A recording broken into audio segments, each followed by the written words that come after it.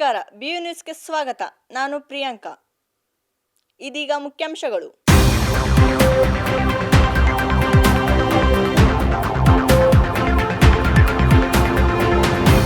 ಬೆಂಗಳೂರು ವಿಶ್ವವಿದ್ಯಾಲಯದಲ್ಲಿ ಪ್ರಧಾನಮಂತ್ರಿ ಜೀವನ ಜ್ಯೋತಿ ಭೀಮಾ ಯೋಜನೆ ಮತ್ತು ಸುರಕ್ಷಾ ಭೀಮಾ ಯೋಜನೆ ನೋಂದಣಿ ಅಭಿಯಾನ.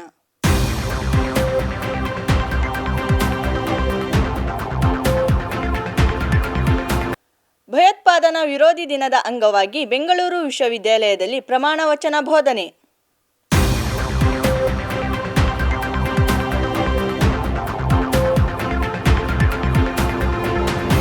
ಬೆಂಗಳೂರು ವಿಶ್ವವಿದ್ಯಾಲಯದಲ್ಲಿ ಆರ್ಥಿಕ ಸಾಕ್ಷರತೆ ಕಾರ್ಯಕ್ರಮ ಸರಣಿ.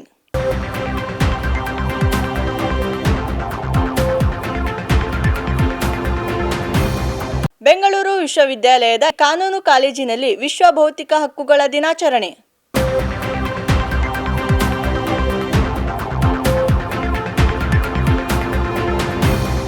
ಬೆಂಗಳೂರು ವಿಶ್ವವಿದ್ಯಾಲಯದ ಜೀವವಿಜ್ಞಾನ ವಿಭಾಗದಲ್ಲಿ ಮಹಿಳೆಯರ ಸಬಲೀಕರಣ ಕುರಿತು ಒಂದು ದಿನದ ಕಾರ್ಯಾಗಾರ.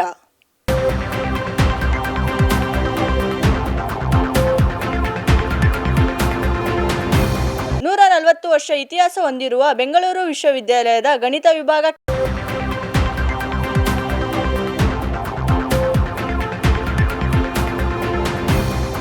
ಇದೀಗ ವಾರ್ತೆಗಳ ವಿವರ.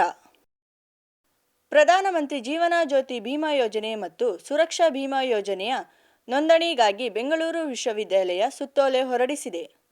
ಬೆಂಗಳೂರು ವಿಶ್ವವಿದ್ಯಾಲಯದ ಕುಲಸಚಿವ ಶೇಖ್ ಲತೀಫ್ ಮಾತನಾಡಿ, ಪ್ರಧಾನಮಂತ್ರಿ ಜೀವನ ಜ್ಯೋತಿ ಭೀಮಾ ಯೋಜನೆ ಮತ್ತು ಸುರಕ್ಷಾ ಭೀಮಾ ಯೋಜನೆಯು 18 ವರ್ಷ ಮೇಲ್ಪಟ್ಟವರಿಗೆ ಸೀಮಿತವಾಗಿದ್ದು, ಈ ಯೋಜನೆಯಿಂದ ನೌಕರರು, ನಾಗರಿಕರಿಗೆ ಹಾಗೂ ವಿದ್ಯಾರ್ಥಿಗಳಿಗೆ ತಮ್ಮ ಜೀವನ ಅನಿಶ್ಚಿತತೆಗಳನ್ನು ಮತ್ತು ಆರ್ಥಿಕ ತೊಂದರೆಗಳನ್ನು ಎದುರಿಸಲು ಸಹಾಯ ಮಾಡುತ್ತದೆ. ಬೆಂಗಳೂರು ವಿಶ್ವವಿದ್ಯಾಲಯದ ಎಲ್ಲ ನೌಕರರು ಹಾಗೂ ಬೋಧಕೇತರ ಮತ್ತು 18 ವರ್ಷ ಮೇಲ್ಪಟ್ಟ ಎಲ್ಲ ವಿದ್ಯಾರ್ಥಿಗಳು ಈ ಸೌಲಭ್ಯಕ್ಕಾಗಿ ನೋಂದಣಿ ಮಾಡಿಕೊಳ್ಳಬೇಕು ಎಂದು ಹೇಳಿದರು. ಪ್ರಧಾನಮಂತ್ರಿ ಜನ ಸುರಕ್ಷಾ ಯೋಜನೆ ಇದೊಂದು ಸನ್ಮಾನ್ಯ ಪ್ರಧಾನಮಂತ್ರಿ ಅವರ ಒಂದು ಅತ್ಯುತ್ತಮ ಯೋಜನೆ ಆಗಿದ್ದು, ಬೆಂಗಳೂರು ವಿಶ್ವವಿದ್ಯಾಲಯದ ಎಲ್ಲ 18 ವರ್ಷ ಪ್ರಾಯ ಮೀರಿದ ವಿದ್ಯಾರ್ಥಿಗಳು ಈ ಯೋಜನೆಯಲ್ಲಿ ನೋಂದಾಯಿಸಿಕೊಳ್ಳಲಿಕ್ಕೆ ಅರ್ಹರಿರ್ತಾರೆ. ಸೊ ಹಾಗಾಗಿ ನಮ್ಮ ಬೆಂಗಳೂರು ವಿಶ್ವವಿದ್ಯಾಲಯದಲ್ಲಿರುವಂತಹ ಪ್ರತಿಯೊಬ್ಬರು ವಿದ್ಯಾರ್ಥಿಗಳು ಈ ಯೋಜನೆಯಲ್ಲಿ ನೋಂದಾಯಿಸಿಕೊಂಡು ಈ ಮಾಹಿತಿಯನ್ನು ಬೆಂಗಳೂರು ನಗರ ಜಿಲ್ಲಾ ಪಂಚಾಯಿತಿಗೆ ಕಳಿಸಿಕೊಟ್ರೆ ಅವರು ಅದರಿಂದ ಮುಂದಿನ ಕ್ರಮವನ್ನು ಕೈಗೊಳ್ತಾರೆ. ಯಾವುದಾದ್ರೂ ಅಚಾತುರ್ಯ ಸಂದರ್ಭಗಳಲ್ಲಿ ಈ ಜನಸುರಕ್ಷಾ ಯೋಜನೆಯು ನಮ್ಮ ವಿದ್ಯಾರ್ಥಿಗಳಿಗೆ, ಅವರ ಫ್ಯಾಮಿಲಿಗೆ ಒಂದು ಅತ್ಯುತ್ತಮ ಅನುಕೂಲ ಮಾಡಿಕೊಡುವಂತಹ ಈ ಒಂದು ಯೋಜನೆ ಆಗಿರುತ್ತೆ. ಇದರ ಬೆನಿಫಿಟನ್ನು ನಮ್ಮ ಬೆಂಗಳೂರು ವಿಶ್ವವಿದ್ಯಾಲಯದ ನಮ್ಮ ಕ್ಯಾಂಪಸ್ಸಲ್ಲಿರುವ ಪ್ರತಿಯೊಬ್ಬರು ವಿದ್ಯಾರ್ಥಿಗಳು ಹಾಗೂ ನಮ್ಮ ಎಲ್ಲ ಅಫಿಲಿಯೇಟೆಡ್ ಕಾಲೇಜಸ್ನ ಪ್ರತಿಯೊಬ್ಬರು ವಿದ್ಯಾರ್ಥಿಗಳು ಪಡ್ಕೊಳ್ಬೇಕಂತೇಳಿ ಬೆಂಗಳೂರು ವಿಶ್ವವಿದ್ಯಾಲಯದಲ್ಲಿ ಭಯೋತ್ಪಾದನಾ ವಿರೋಧಿ ದಿನವನ್ನು ಅರ್ಥಪೂರ್ಣವಾಗಿ ಆಚರಿಸಲಾಗಿತ್ತು. 1991 ಮೇ 21ರಂದು ಮಾಜಿ ಪ್ರಧಾನಿ ರಾಜೀವ್ ಗಾಂಧಿ ಹತ್ಯೆಯ ಸ್ಮರಣೆಗಾಗಿ ಈ ದಿನವನ್ನು ಆಚರಿಸಲಾಗುತ್ತಿದೆ. ಭಯೋತ್ಪಾದನೆ ವಿರೋಧ ದಿನದ ಅಂಗವಾಗಿ ವಿದ್ಯಾರ್ಥಿಗಳಿಗೆ ಹಾಗೂ ವಿಶ್ವವಿದ್ಯಾಲಯದ ಬೋಧಕೇತರ ಸಿಬ್ಬಂದಿಗಳಿಗೆ ಪ್ರಮಾಣ ವಚನ ಬೋಧಿಸಲಾಗಿತ್ತು. ಈ ಸಂದರ್ಭದಲ್ಲಿ ಕುಲಸಚಿವರು, ಕುಲಸಚಿವ ಮೌಲ್ಯಮಾಪನ, ಸಿಂಡಿಕೇಟ್ ಸದಸ್ಯರು, ಪ್ರಾಧ್ಯಾಪಕರು, ಬೋಧಕೇತರ ಸಿಬ್ಬಂದಿಗಳು ಉಪಸ್ಥಿತರಿದ್ದರು. ಬೆಂಗಳೂರು ವಿಶ್ವವಿದ್ಯಾಲಯದ ಕುಲಪತಿಗಳಾದ ಪ್ರೊಫೆಸರ್ ಜೈಕರ್ SM ಮಾತನಾಡಿ, ಪ್ರಪಂಚಾದ್ಯಂತ ಹಿಂಸೆ ಹಾಗೂ ಭಯೋತ್ಪಾದನೆ ಕೃತ್ಯಗಳು ನಡೆಯುತ್ತಾ ಬಂದಿದೆ. ಇವುಗಳಿಂದ ನಾವು ದೂರವಿರಬೇಕು ಹಾಗೂ ಭಯೋತ್ಪಾದನೆಯನ್ನು ನಾವೆಲ್ಲರೂ ವಿರೋಧಿಸಿ ಭಯೋತ್ಪಾದನಾ ಪ್ರಚೋದನೆಯನ್ನು ತಡೆಯಬೇಕು ಎಂದು ಹೇಳಿದರು. ಮೇ 21ನೇ ತಾರೀಕು ರಾಷ್ಟ್ರದಲ್ಲೇ ನಾವು ಭಯೋತ್ಪಾದನಾ ವಿರೋಧ ದಿನವನ್ನು ಆಚರಣೆ ಮಾಡ್ತಾ ಇದ್ದೀವಿ. ನಮ್ಮ ಕರ್ನಾಟಕ ಘನ ಸರ್ಕಾರದಿಂದ ಆದೇಶ ಇತ್ತು, ಈ ಒಂದು ಭಯೋತ್ಪಾದಕರ ವಿರೋಧ ದಿನಾಚರಣೆಯನ್ನು ಎಲ್ಲ ಸರ್ಕಾರಿ ಸಂಸ್ಥೆಗಳಲ್ಲಿ, ಸ್ಕೂಲ್ ಕಾಲೇಜ್ಗಳಲ್ಲಿ ಆಚರಣೆ ಮಾಡಬೇಕನ್ನುವಂಥದ್ದು. ನಾವು ನಿನ್ನೆ ನಮ್ಮ ವಿಶ್ವವಿದ್ಯಾಲಯದ ಆಡಳಿತ ಕಚೇರಿ ಎದುರು ನಮ್ಮ ಸಿಬ್ಬಂದಿ ವರ್ಗದವರು ಮತ್ತು ವಿದ್ಯಾರ್ಥಿಗಳು ಎಲ್ಲ ಸೇರಿ ನಾವು ಅದನ್ನು ಪ್ರತಿಜ್ಞಾ ವಿಧಿಯನ್ನು ನಾವು ನಿನ್ನೆ ತಗೊಂಡಿದ್ದೀವಿ. ತಮಗೆಲ್ಲ ಗೊತ್ತಿದ್ದಾಗೆ ಏನು ಈ ಭಯೋತ್ಪಾದನೆ ಬೇರೆ ಬೇರೆ ಭಾಗದಲ್ಲಿ, ಬರೀ ನಮ್ಮ ದೇಶ ಅಲ್ಲ, ಪ್ರಪಂಚದ ಬೇರೆ ಬೇರೆ ಭಾಗದಲ್ಲಿ ಹೆಚ್ಚಾಗ್ತಾ ಇದೆ. ಆ ಒಂದು ಶಾಂತಿ ಮತ್ತು ಸೌಹಾರ್ದತೆ ನೆಲೆಸುವ ದೃಷ್ಟಿಯಿಂದ ಈ ಒಂದು ಪ್ರತಿಜ್ಞಾ ವಿಧಿಯನ್ನು ನಾವು ತಗೊಂಡಿರುವಂಥದ್ದು. ನಿಜವಾಗಿಯೂ ನಮ್ಮ ಈ ಜನ್ರೇಷನ್ ಏನಿದೆ ನಮ್ಮ ವಿದ್ಯಾರ್ಥಿಗಳಿಗೆ ಇದು ಮುಟ್ಟಬೇಕು. ಮತ್ತು ಯಾರು ಭಯೋತ್ಪಾದನೆಗೆ ಪ್ರಚೋದನೆ ಕೊಡಬಾರ್ದು, ಅದನ್ನು ತಡಿಬೇಕು, ಅದನ್ನು ವಿರೋಧ ಮಾಡಬೇಕು ನಮ್ಮ ದೇಶದ ಪ್ರಜೆಗಳು ಅನ್ನುವಂಥ ದೃಷ್ಟಿಯಿಂದ ಮಾಡ್ತಾ ಇರುವಂಥದ್ದು. ನಮ್ಗೆ ಗೊತ್ತಿದ್ದಾಗೆ ಅದು ಎಲ್ಲರಿಗೂ, ನಮ್ಮ ವಿದ್ಯಾರ್ಥಿಗಳಿಗೆ ಮತ್ತು ಟೀಚರ್ಸು, ನಾನ್ ಟೀಚಿಂಗ್ ಅವರು ಎಲ್ಲರೂ ಅದರಲ್ಲಿ ಭಾಗವಹಿಸಿ ಚೆನ್ನಾಗಿ ಮಾಡಿದ್ದಾರೆ. ಅದನ್ನು ಇಂಪ್ಲಿಮೆಂಟ್ ಮಾಡ್ತಾರೆ ಅನ್ನುವಂಥ ನನಗೆ ಭರವಸೆ ಇದೆ. ಕೌಶಲ್ಯ ಅಭಿವೃದ್ಧಿ ಕೇಂದ್ರ ಬೆಂಗಳೂರು ವಿಶ್ವವಿದ್ಯಾಲಯ ಹಾಗೂ ರಾಷ್ಟ್ರೀಯ ಭದ್ರತಾ ಮಾರುಕಟ್ಟೆ ಸಂಸ್ಥೆಯ ಜಂಟಿ ಸಹಭಾಗಿತ್ವದಲ್ಲಿ 2 ದಿನಗಳ ಕಾಲ ಆನ್ಲೈನ್ ಮೂಲಕ ಆರ್ಥಿಕ ಸಾಕ್ಷರತೆ ಸರಣಿ ಕಾರ್ಯಕ್ರಮಗಳನ್ನು ಹಮ್ಮಿಕೊಳ್ಳಲಾಗಿತ್ತು. ಕೌಶಲ್ಯ ಅಭಿವೃದ್ಧಿ ಕೇಂದ್ರದ ನಿರ್ದೇಶಕರಾದ ಡಾಕ್ಟರ್ ಕೆ ನಿರ್ಮಲ ಮಾತನಾಡಿ, ರಾಷ್ಟ್ರೀಯ ಭದ್ರತಾ ಮಾರುಕಟ್ಟೆ ಸಂಸ್ಥೆಯು ಭಾರತೀಯ ಭದ್ರತಾ ನಿಯಮಗಳು ಮತ್ತು ವಿನಿಮಯ ಮಂಡಳಿಯ ಅಧೀನದಲ್ಲಿ ಕಾರ್ಯನಿರ್ವಹಿಸುತ್ತದೆ. ಇದರ ಮುಖ್ಯ ಉದ್ದೇಶವು ಸಮಾಜಕ್ಕೆ ಉಪಯುಕ್ತ ಮಾಹಿತಿಯನ್ನು ಒದಗಿಸುವುದು ಹಾಗೂ ಆರ್ಥಿಕತೆ ಅಭಿವೃದ್ಧಿಪಡಿಸುವುದು. ಇಲ್ಲಿ ವಿದ್ಯಾರ್ಥಿಗಳಿಗೆ ವೈಯಕ್ತಿಕ ಹಣಕಾಸು ನಿರ್ವಹಣಾ ಮಹತ್ವ, ಬಜೆಟ್ ಮತ್ತು ನಗದು ಹರಿವಿನ ನಿರ್ವಹಣೆ, ಉಳಿತಾಯ, ಹೂಡಿಕೆ ಮತ್ತು ತುರ್ತು ನಿಧಿಯ ಯೋಜನೆ ಬಗ್ಗೆ ಸಂಪೂರ್ಣ ಮಾಹಿತಿಯನ್ನು ತಿಳಿಸಿಕೊಡಲಾಗುವುದು ಎಂದರು. National Institute of Security Markets is a public trust established in 2006 by security, that is SEBI, Security Exchange of Board of India, which is a regulatory body for the security markets in India. This particular organization's main aim or objective is to give a very handful education to the society and the training to the society, which will enhance the economy improvement. This particular organization, that is National Institute of Security Markets, since it has been established by the SEBI, they offer lot of workshops, faculty development programs, certificate programs to the society, that is to the students and the faculty. Now, the National Institute of Security Management and Bangalore University has entered the Memorandum of Understanding, and we have proceeded with offering lot of certificate courses which is free of cost. Now, one set of the program which began on 20th May, and they have different topics for this. The first topic is going to be on the financial literacy, second one is going to be on the asset class management, next one we have on the cyber security, then one more program that's going to begin on the financial planning, investment, and one more program we have on the awareness of all these security markets and all this. Because probably I think only 2% of the society or 2% of the population is aware of all this concept that has been available in India and the investment portfolio. So in this regard, the National Institute of Security Management has started this certificate program, and just for 2 days, it is for 2 hours, and it is free of cost with the certification. It's a wonderful program where all the students and the faculty can enroll. There is no age limit for this, and then gain knowledge and then go ahead with the investment planning. And in fact, along with that, they are going to have even the certification programs also, which we are going to bring in a near future about all these certificate programs also. Bengaluru ವಿಶ್ವವಿದ್ಯಾಲಯದ ಕಾನೂನು college ಮತ್ತು ಕಾನೂನು ಅಧ್ಯಯನ ವಿಭಾಗದಲ್ಲಿ ವಿಶ್ವ ಬೌದ್ಧಿಕ ಹಕ್ಕುಗಳ ದಿನವನ್ನು ಆಚರಿಸಲಾಯಿತು. ಕಾರ್ಯಕ್ರಮದಲ್ಲಿ ಕಾನೂನು ಕಾಲೇಜಿನ ಪ್ರಾಂಶುಪಾಲರಾದ ಎನ್ ದಶರಥ್, ಕಾನೂನು ನಿಕಾಯದ ಡೀನ್ ಪ್ರೊಫೆಸರ್ ವಿ ಸುದೇಶ್ ಮತ್ತು ಕೋಲ್ಕತ್ತಾದ ರಾಷ್ಟ್ರೀಯ ನ್ಯಾಯಾಂಗ ವಿಜ್ಞಾನ ವಿಶ್ವವಿದ್ಯಾಲಯದ ಪ್ರೊಫೆಸರ್ ಶ್ರೀನಿವಾಸುಲು ಎನ್ಎಸ್, ಕಾನೂನು ಕಾಲೇಜಿನ ಪ್ರೊಫೆಸರ್ ಚಂದ್ರಕಾಂತ್ ವಿ ಮತ್ತು ಜ್ಯೋತಿ ವಿಶ್ವನಾಥ್ ಹಾಗೂ ಬೋಧಕೇತರ ಸಿಬ್ಬಂದಿಗಳು ಸೇರಿದಂತೆ ವಿದ್ಯಾರ್ಥಿಗಳು ಭಾಗವಹಿಸಿದರು. ಬೆಂಗಳೂರು ವಿಶ್ವವಿದ್ಯಾಲಯದ ಜೀವ ವಿಜ್ಞಾನ ವಿಭಾಗದಲ್ಲಿ ಮಹಿಳೆಯರ ಸಬಲೀಕರಣದ ಕುರಿತು 1 ದಿನದ ಕಾರ್ಯಾಗಾರವನ್ನು ಆಯೋಜಿಸಲಾಗಿತ್ತು. ಇಲ್ಯೂಮಿನ್ ಫೌಂಡೇಶನ್ ಡಾಕ್ಟರ್ ನಾಗಮಣಿ ಖಂಡ್ರೆ ಮಾತನಾಡಿ, ನಾಗರಿಕತೆ ಮತ್ತು ಸಂಸ್ಕೃತಿ ಒಟ್ಟುಗೂಡಿ ಮುಂದೆ ಸಾಗಿದರೆ ಭವ್ಯ ಭಾರತ, ನವ್ಯ ಭಾರತ ಮತ್ತು ರಂಗಭಾರತ ಆಗಲು ಸಾಧ್ಯ ಎಂದು ವಿದ್ಯಾರ್ಥಿಗಳಿಗೆ ಕಿವಿಮಾತು ಹೇಳಿದರು. ಕಾರ್ಯಕ್ರಮದಲ್ಲಿ ಜೀವವಿಜ್ಞಾನ ವಿಭಾಗದ ಮುಖ್ಯಸ್ಥರಾದ professor M Shivashankar, doctor Anjali Ganjiwale, ರಸಾಯನಶಾಸ್ತ್ರ ವಿಭಾಗದ ಡಾಕ್ಟರ್ ಗಂಗಾ ಪಿರಿಯಸ್ವಾಮಿ, ಅಣ್ಣಾ ವಿಶ್ವವಿದ್ಯಾಲಯ doctor Shubhra Singh, Bengaluru Pranapoorna collective private limited ಸ್ಥಾಪಕರು ಸ್ಮಿತಾ ಕಾಮತ್, ಬೋಧಕ ಮತ್ತು ಬೋಧಕೇತರ ಸಿಬ್ಬಂದಿ ಸೇರಿದಂತೆ ವಿದ್ಯಾರ್ಥಿಗಳು ಭಾಗವಹಿಸಿದ್ದರು.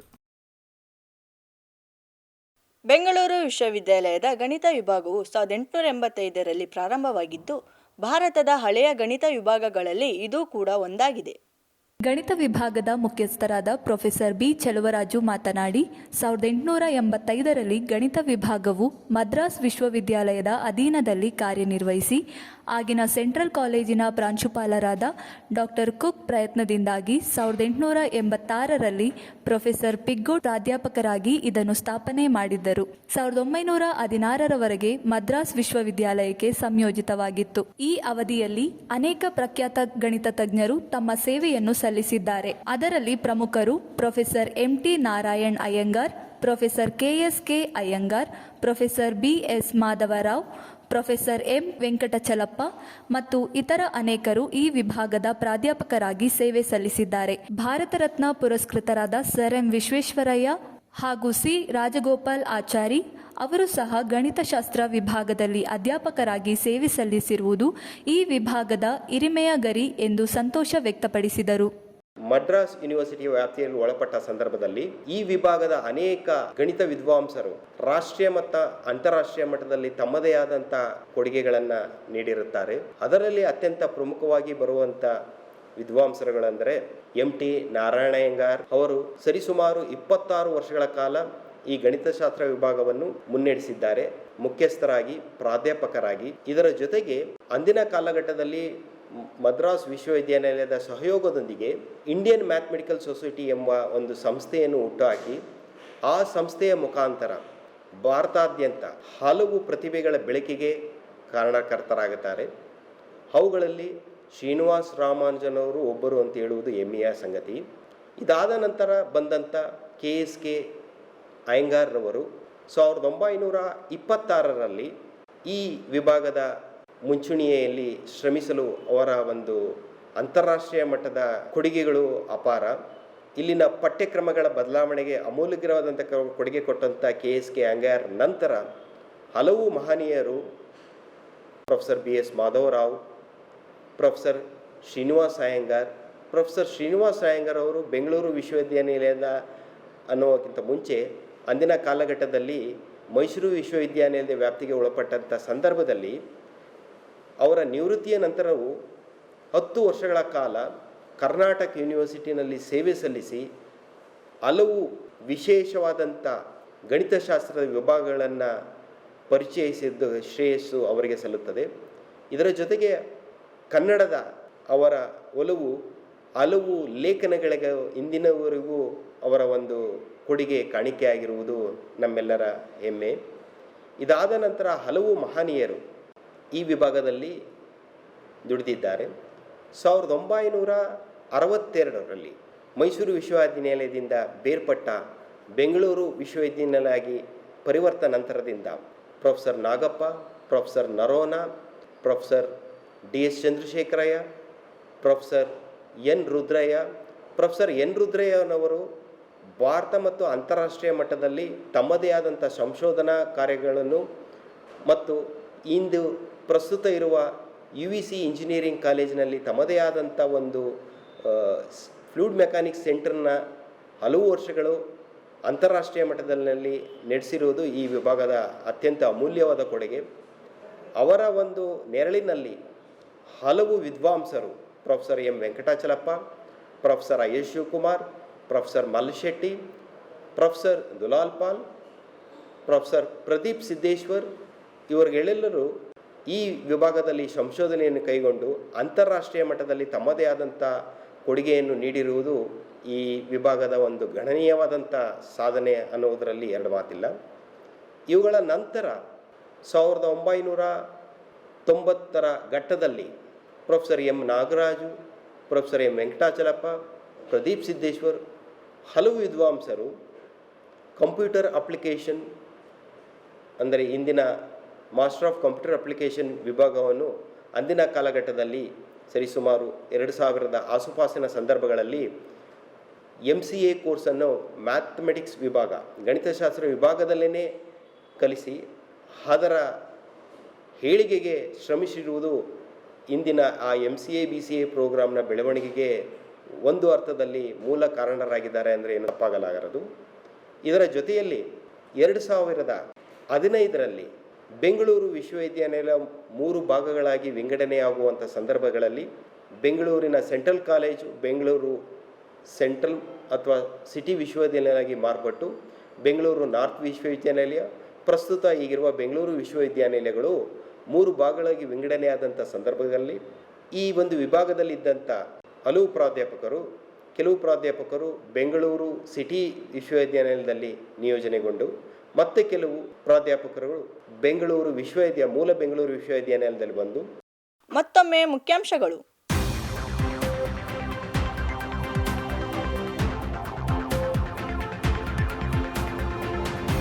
ಬೆಂಗಳೂರು ವಿಶ್ವವಿದ್ಯಾಲಯದಲ್ಲಿ ಪ್ರಧಾನಮಂತ್ರಿ ಜೀವನ ಜ್ಯೋತಿ ಭೀಮಾ ಯೋಜನೆ ಮತ್ತು ಸುರಕ್ಷಾ ಭೀಮಾ ಯೋಜನೆ ನೋಂದಣಿ ಅಭಿಯಾನ.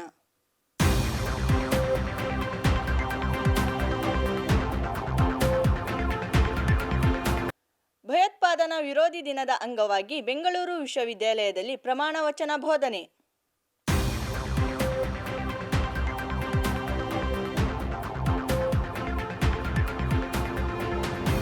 ಬೆಂಗಳೂರು ವಿಶ್ವವಿದ್ಯಾಲಯದಲ್ಲಿ ಆರ್ಥಿಕ ಸಾಕ್ಷರತೆ ಕಾರ್ಯಕ್ರಮ ಸರಣಿ.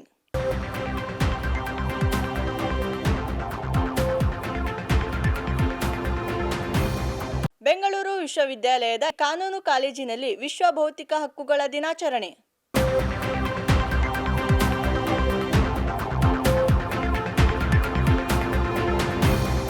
ಬೆಂಗಳೂರು ವಿಶ್ವವಿದ್ಯಾಲಯದ ಜೀವವಿಜ್ಞಾನ ವಿಭಾಗದಲ್ಲಿ ಮಹಿಳೆಯರ ಸಬಲೀಕರಣದ ಕುರಿತು 1 ದಿನದ ಕಾರ್ಯಾಗಾರ.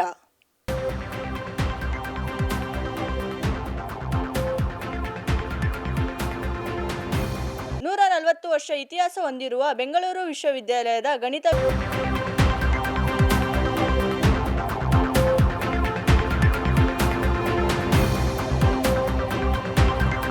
ಇಲ್ಲಿಗೆ ವಾರ್ತಾ ಪ್ರಸಾರ ಮುಕ್ತಾಯವಾಯಿತು. ವಾರದ ಸುದ್ದಿಗಾಗಿ ನೋಡ್ತಾ ಇರಿ BU ನ್ಯೂಸ್.